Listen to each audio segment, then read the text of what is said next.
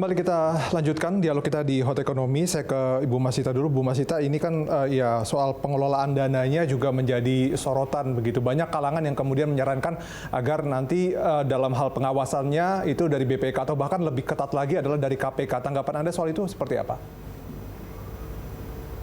Tentu tata kelola ini menjadi penting ya. Jadi tata kelola yang kita pikirkan itu memang harus transparan, akuntabel, kemudian juga profesional. Karena bagaimanapun ini adalah lembaga investasi ya, seperti fund manager juga untuk investasi-investasi jangka panjang yang tujuannya untuk pembangunan Indonesia sendiri.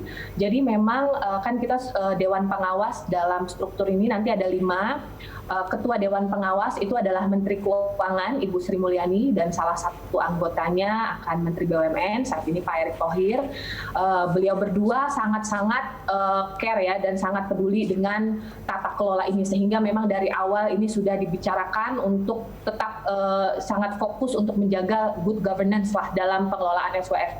Karena bagaimanapun kalau kita mengelola dana ya, nggak hanya dana orang, dana negara sendiri juga penting. Karena kan pajak dan non-tax revenue itu sekarang sangat sulit ya.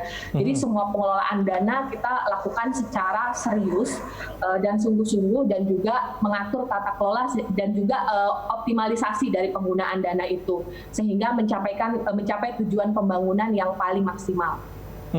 Nah ini kan PP-nya sendiri ya, ini kalau koreksi saya jika saya salah, PP-nya diharapkan selesai di pertengahan Desember. Saya mungkin ke Pak Budi. Pak Budi, apa yang paling concerning, apa yang paling harus diperhatikan dalam PP-nya nanti begitu? Mungkin juga terkait dengan transparansi pengelolaan dana juga tadi.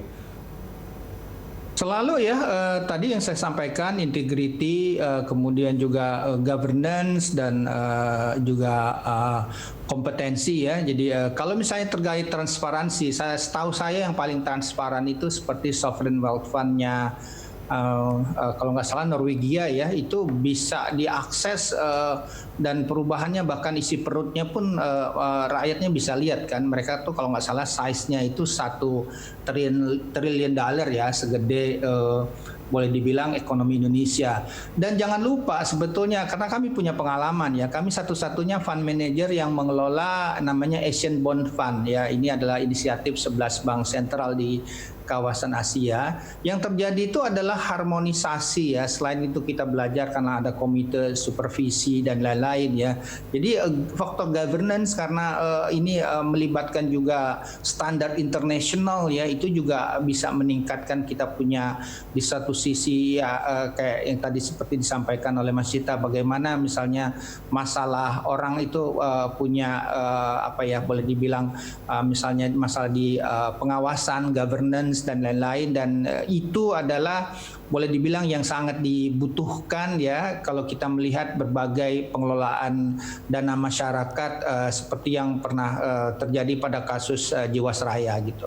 Kalau dari Pak Iwan dari dunia usaha sendiri melihat apa yang kemudian krusial yang mungkin bisa ditambahkan terkait dengan transparansi pengelolaan dana SWF kita nanti?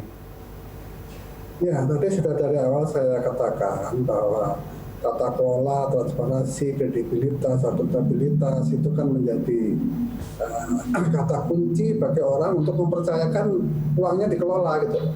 Saya mau ngasih uang kepada Anda, tapi Anda harus saya percaya gitu. Nah, itu yang pentingnya tata kelola yang baik. Tetapi untuk percaya itu juga tidak hanya sekedar tergantung dari lembaga itu, tetapi juga lingkungan di luar itu juga harus menunjang. Kita mau bangun misalnya uang mau diinvestasikan untuk jalan tol, tapi kemudian proyek pengembangan jalan tol itu sulit misalnya kan, perizinannya susah, kepastian hukumnya, kemudian juga aturan-aturannya masih membelit gitu ya. Jadi ada juga faktor lain di luar credibility dari lembaga itu yang juga harus diyakinkan kepada pihak luar ya. Karena itulah Undang-Undang Cipta Kerja ini kan diantaranya kan untuk menciptakan satu iklim berusaha yang lebih mudah, lebih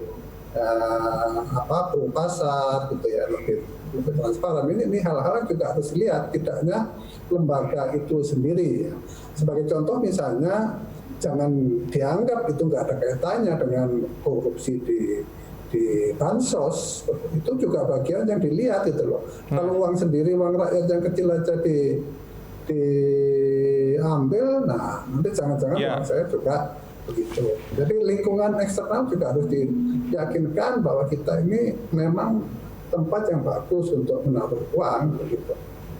Nah, ini juga yang jadi PR nih, Bu Masita ya, bahwa mungkin kita masih berusaha untuk mengejar dana dari negara-negara lain, katanya memang dalam waktu dekat akan ke Arab Saudi dan kemudian Uni Emirat Arab, kemudian juga targetnya masih cukup jauh begitu. Tapi di satu sisi kan negara lain juga harus melihat bagaimana stabilitas politik, stabilitas keamanan kita.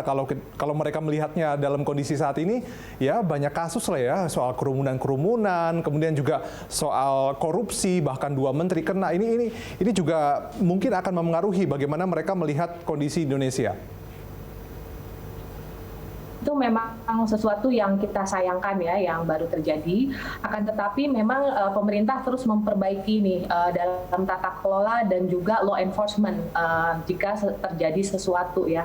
Jadi kita akan improve terus-menerus dalam hal itu. Nah, mengenai poin Anda mengenai apakah investor asing nanti akan chicken out dengan beberapa kondisi ini.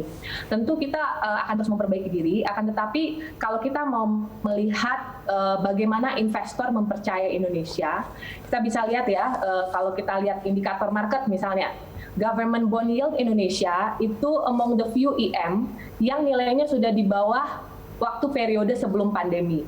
Ya, jadi cukup kuat di sisi yield. Memang 100% investor asing belum kembali yang waktu itu outflow di bulan Maret, akan tetapi kita melihat di 3 bulan terakhir sudah terjadi pembalikan capital inflow kembali ke Indonesia.